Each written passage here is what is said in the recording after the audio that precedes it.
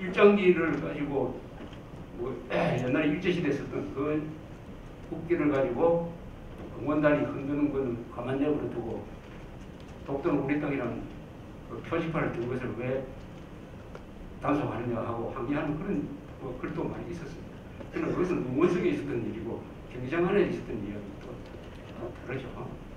그래서 이런 문제에 대해서 우리가 성숙한 대응을 해야 될 이유는 한국과 일본이 사이가 나빠지면은 결국 덕을 보는 사람은 북한과 아마도 중국이 될 거예요. 특히 북한이 될 것입니다. 김일성은 이런 성재열 선생 표현대로 하면 이렇게 이야기를 했다고 합니다. 대한민국은 갓을 쓰고 있다. 그 갓을 쓰고 있는데 이렇게 저 갓만 벗겨버리면 된다. 갓을 벗겨버리려면 끈 두 개만 잘라버리면 된다. 하나는 한미동맹이라는 끈이고 하나는 한일 우호관계라는 끈을 잘라버리면 갓이 날아간다. 그러니까 한미동맹을 해체하고 한국과 일본을 이간질시키는데 대남 전략을 아주 포인트를 두고 있다는 이 사실을 알면서 우리가 독도 문제를 굉장히 느긋하게 감정적으로 말고 이렇게 관리를 해야 된다 이렇게 생각을 합니다.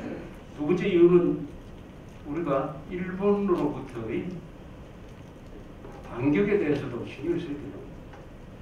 카운트 블로우가 있지 않습니까? 이번에 이명박 대통령이 독도에 간 것은 자기 영토에 간 거니까 그건 시비걸 거리가 아니죠. 우리로서는 그렇게 생각하는데 일본에서는 여러 가지 이유로 그것을 키우려는 세력이 있을 거예요. 그러면은 좀 한국을 뭘 한방 먹여야 되겠다라고 생각할 수가 있습니다. 이 국가와 국가의 관계에서 한방 먹인다는 것은 주로 외교적, 경제적, 군사적 보복으로 나타나는 것이죠. 최근에 있었던 게 있죠. 작년이죠, 아마. 그게 불법 의료를 했다. 일본 순시선 받았다 해가지고 일본에서 중국 의선을 데려가서 조사를 하니까 중국이 거기에 대한 보복으로 일본 경제에서 아주 꼭 필요한 광물, 히토류라고 그러죠. 그 수출을 중단시켜버렸어요. 그런데 일본 경제가 큰일 났습니다. 그래서 당장 일본이 형복하고 왔습니다. 그래서 그 선언 돌려버렸어요. 이런 급소가 우리는 없는지를 살펴야 됩니다. 우리 급소가 없는지 없으면 좋겠어요.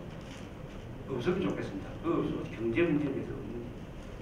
또 우리가 이런 사례가 조용 1995년인가 6년인가 그때 강택민과 김영삼 대통령이 그걸 할 때, 정상회담을 할 때 김영삼 대통령이 일본 사람들, 그때는 독도 문제가 문제였어요.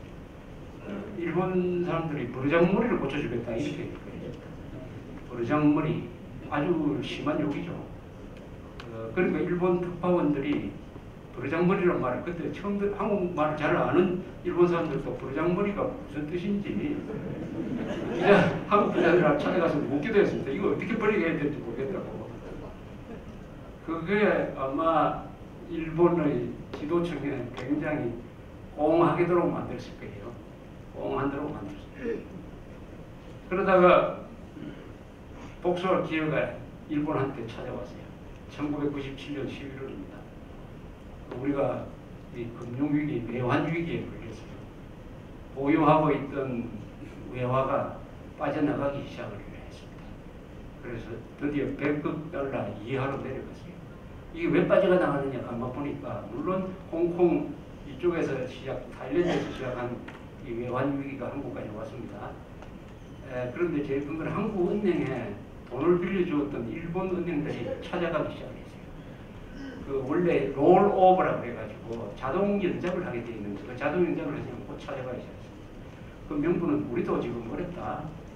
우리도 어렵다. 일본은 그러라. 외환 보유고가 당신은 세계에서 제일 1등이었어요. 뭐 어렵다고 해도 그 사람이 없어요. 뽑아가기 시작했어요. 그래서 우리 김영삼 대통령이 직접 일본 총리한테 뭐 전화를 하고 그렇게 할 사람은 아니죠. 김영삼 대통령 그런 일을 할 사람이 아니에요. 그 밑에 강경식 당시 부총리가 은나경 사관부, 재정경제부 차관 관보를 일본한테 보냈습니다. 그래서 일본 재무차관을 만나가지고 우리를 좀 도와달라고 손을 내밀었어요. 도와주는 방법은 뭐냐? 몇 개를 요구를 했습니다. 일본 그 은행들을 좀 행정지도를 해가지고, 행정지도라는 말이 있습니다. 개입이 아니고, 행정지도는 사실상 개입으로 보는데 점잖은 말로 행정지도를 해가지고 한국에서 돈 빼내가는 거 조금 안 해줬으면 좋겠다. 여기 행정지도를 해줄 수 없느냐. 두 번째는 은행 대 은행끼리, 즉 한국은행에 일본은행이 외화를 좀 빌려주면 안 되겠느냐. 스와핑이라고 해가지고 그 뒤에 우리가 2008년에 금융위기 때는 한국이 미국하고 스와핑을 빨리 이명박 대통령이 빨리 하는 바람에 우리 외환 시장이 안정됐던 적이 있습니다. 바로 그런 조치를 요구를 하니까 일본에서 아주 냉정하게 거절을 했습니다. 냉정하게 거절했어요. 행정지도 하면은 이 정치 문제가 돼서 안 된다. 그리고 일본과 미국이 이미 합의했다. 그때 클린턴 행정부입니다. 합의를 해가지고 한국의 외환 위기 문제는 양국 간의 문제로서 다뤄서는 안 된다. 이것은 IMF로 보내야 된다. 한국을 IMF로 보내서 해결하기로 미국과 한국이 합의했다. 이래 됐어요. 합의했다. 그래서 우리가 IMF로 간 겁니다. IMF로 갔어요. 그래서 미국과 일본이 한국을 IMF로 보낸 겁니다. 각자의 이유는 있을 거예요. 미국은 IMF 체제가 되면은 한국이 가지고 있는 폐쇄적 여러 가지 금융 무슨 규칙이라든지 이런 것을 좋은 말로 세계화할 수 있을 것이다. 그렇게 되면 미국 기업이 한국에 많이 진출할 수 있고 미국 기업이 한국의 은행도 소유하고 있을 수 있다. 이런 것을 노렸겠죠. 일본도 막 비슷한 생각을 가지고 있었을 거라고 생각합니다. 그렇게 해서 불행정부를 고치겠다는 김영삼 정부는 일본의 도움을 받지 못하고 IMF로 가서 그 뒤 한 2년 동안 우리 주권이 그 부분만큼은 제약을 받았던 적이 있는 것입니다. 이런 것도 우리 국민들이 알아서 참고를 해야 됩니다. 당하지 않으려면 당하지. 그런 급소가 또 뭐가 없는지 우리가 잘 살펴야 돼요. 이 감당할 수 없는 무슨 독도에 가는 것은 뭐 박수도 받고 참 잘한 일이라는 박수를 많이 받고 있습니다. 문제는 그 다음에 올 카운트 블로우를 어떻게 막느냐 하는 것을 그 중에 하나가 막는 방법이 한미 동맹이 강하면은 일본 마음대로 못해요. 한미 동맹이 강합니다. 근데 전두환 정부는 레이건 대통령하고 가까워가지고 레이건 대통령한테 좀 힘을 얻어가지고 그때 일본한테 경제협력 자금 40억 달러를 당당하게 빼냈습니다. 당당하게. 낙하손해가 여기 와가지고 그 40억 달러를 좀 깎아주면 안 되느냐. 100억 달러 불렀다가. 해가지고 전두환 대통령이 배짱 내면서 좋다 깎아줄게 해가지고 받은 적도 있어요. 이것은 한미동맹이 강했을 겁니다. 한미동맹. 지금 오바마하고 이명박 대통령 상당히 똑같다고 그래요. 그런데 오바마 대통령이 곧 선거를 해줍니다. 김영삼 때는 어땠냐. 김영삼 대통령 클린턴하고도 굉장히 사이가 나빴습니다. 그러니까 그때도 클린턴이 적극적으로 한국을 지원했으면 우리가 IMF를 안 갈 수도 있었을 거라고 생각을 하는데 한미 관계와 한일 관계가 동시에 나빠지면 한국은 외톨이가 될 수가 있다. 이렇게 됩니다. 이 외교에도 부도가 있어요. 부도. 부도라는 게 꼭 무슨 금융거래에서만 있는 게 아닙니다.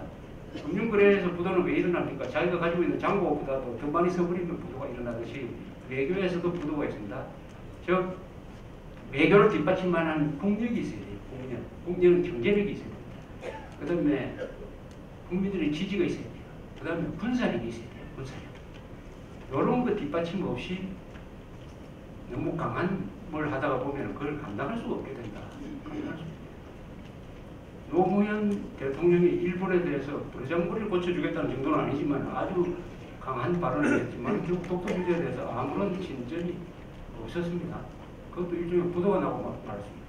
그래서 균형자 외교론이라는 것을 펴기 시작했습니다. 당시에.